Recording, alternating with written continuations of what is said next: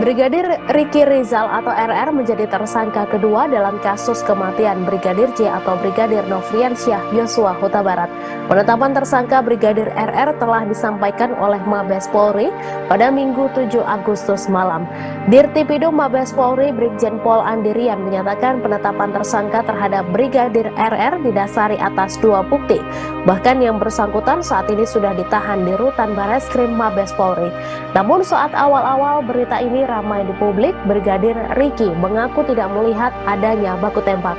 Ia mengatakan tidak melihat Brigadir J menodongkan senjata ke Putri Chandrawati, istri dari Irjen Verdi Sambo, sebagaimana pada motif awal disebutkan jika Brigadir J melakukan pelecehan. Bahkan Riki bersandiwara mengatakan bersembunyi di balik kulkas saat insiden penembakan terjadi. Berdasarkan temuan Komnas HAM, diungkap setelah meminta keterangan sejumlah orang termasuk Baradae dan Bribka Riki dalam kasus meninggalnya Brigadir J. Ketua Komnas HAM Ahmad Taufan Damanik menjelaskan bahwa Baradae yang berada di lokasi kejadian mengaku hanya mendengar Putri Chandrawati berteriak meminta tolong. Dalam keterangannya, Baradae tidak menyebutkan peristiwa penodongan senjata yang dilakukan Brigadir J ke arah istri Irjen Verdi Sambo. Menurut Taufan, istri Verdi Sambo meminta tolong kepada Baradae dan ajudan lain bernama Riki. Setelah itu, Baradae turun dari lantai 2 dan bertemu dengan Brigadir J. Taufan menambahkan tidak ada saksi yang melihat Brigadir J menodongkan senjata ke istri atasannya tersebut. Selain itu, posisi Brigadir Riki yang juga disebut menjadi saksi dalam peristiwa itu mengaku tidak melihat secara langsung adanya peristiwa baku tembak. Taufan menyebut Riki hanya melihat Brigadir J sedang mengacungkan senjata. Namun Riki tidak mengetahui siapa yang menjadi lawan Brigadir J. Brigadir Riki mengaku juga mendengar teriakan istri Verdi Sambo yakni Putri Chandrawati.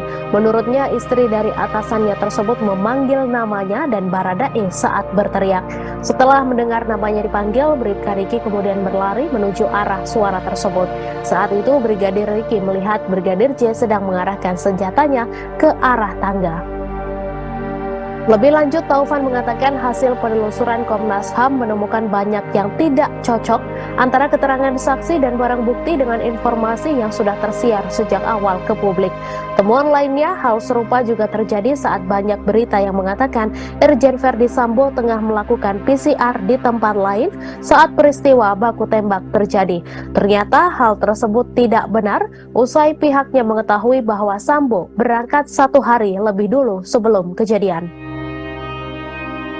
Sebelumnya, Bareskrim Polri juga menetapkan Baradae sebagai tersangka dalam kasus dugaan penembakan Brigadir J di rumah dinas mantan Kadif Propam Irjen Pol Verdi Sambo.